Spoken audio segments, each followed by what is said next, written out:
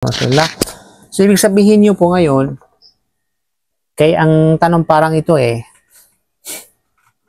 yung tumutukoy sa qada po ninyo, di ba? Yung pagbabayad ng inyong fasting dahil sa menstruation ka o anumang katulad dito na excuse ka ng Sharia, pero hindi ka nakapag-fasting. Right? So, ang tanong kasi, kailan dapat magsimulang magqada o magbayad ng mga araw na hindi mo na pag-ayunuhan sa Ramadan? Walang duda, ito ay napakahalaga talaga para sa mga may sakit o kaya sa mga may hayab, may menstruation o kaya buntis o nagpapasuso o meron tinatawag na valid excuse.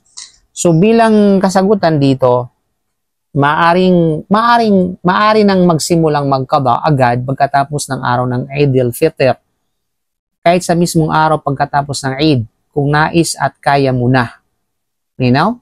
So, ayon sa mga kitab ng fiqh, ang qada ng Ramadan ay hindi kailangan gawin agad kinabukasan. Hindi naman necessarily agad-agad kinabukasan na after ng Eid al-Fitr. Kasi during Eid al-Fitr, hindi ka pwede mag-fasting kasi bawal yun. Ngunit, mas mainam na huwag itong ipagpaliban ng matagal, lalo na kung kaya naman ito agad bayaran. Kasi sa totoo lang, mas nakakataman magbayad. At minsan kapag napabayaan mo, ay makakalimutan mo hanggang darating na yung susunod na buwan ng Ramadan. Kaya sa hadith ni Aisha radhiyallahu anha nagsabi, sabi niya, ako ay nagbabayad ng mga araw ng Ramadan sa buwan ng Sha'ban bago ang susunod na Ramadan at hindi ko ito agad na bayaran dahil sa pagiging abala sa Propeta Muhammad sallallahu alaihi wasallam. So even Aisha radhiyallahu sa kanyang kapanahunan, meron siya mga ganung pagkakautang because of menstruation. At nakapagbayad na siya sa Sha'ban, which is next year na yun, Sha'ban. Sha'ban, kailan ba yun? Sha'ban ito buwan bago mag-Ramadan. The next year ulit, the coming year. So, dahil nga sa pagiging abala niya sa pag-alaga kay Propeta Muhammad sallallahu alaihi wasallam. So, ibig sabihin, ang duration ng pagbabayad niyan, yung scope niya nito ay rightly after ng Eid al-Fitr, no? Hanggang sa bago umabot ang susunod na buwan na Ramadan. Yun yung scope ng pagbabayad ng o sinasabing qada. Diba? So, halimbawa, meron ditong kailan na pinakamay na magsimula. So, kalagay ng taong di nakaayuno, kailan maaari magsimulang na magqada. So, wala nang hadlang tulad ng haid o tinatawag na sakit.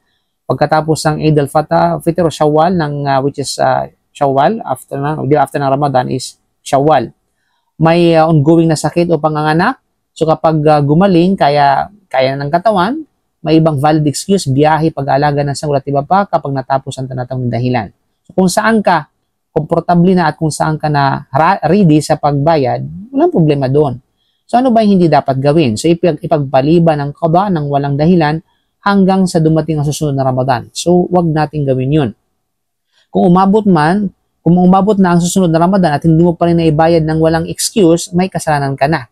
No, at kailangan mo pa rin magqada pa rin. Hindi pa rin naalis yung utang mo dun sa Allah, kailangan mo pa rin bayaran. Subalit may pagkakasala kasi nagbabaya ka. At may mga ibang scholar nagbigay ng fatwa na magbigay siya ng fidya, isang feeding sa isang mahirap bawat araw nang hindi na ibayad sa oras. Kasi subalit yung fatwa na yun ng ilan sa mga madhab ay ijtihad na. Ibig sabihin natin masyadong mabigat na batayan. So bilang conclusion dito, so pwede nang magsimula ng qada simula Shawwal, which is ng ikatudis ng Shawwal, araw pagkatapos ng Eid al-Fitr. Then, of course, mas mainam na huwag patagalin para walang pressure bago dumating muli ang susunod na Ramadan. Kung merong excuse, maghintay hanggang mawala ito, pero huwag kaligtaan ang tungkulin sa Allah subhanahu wa ta'ala. So, Allahu alam. So, yun po yung kasagutan natin dito. Assalamualaikum, Ustad. Magtatanong ako. Okay po. Pwede po bang unahin yung 6 days na sunnah? Kaysa doon kasi sa amin kasi na mga babae, minsan mas mahaba yung utang namin kaysa doon sa sunnah. Okay. Ano ba yung tinatawag na mas mainam? Ika nga. Okay. Magandang katanungan yan kasi yearly na lang after ng Ramadan, yun talaga yung tatanong mga kapatid.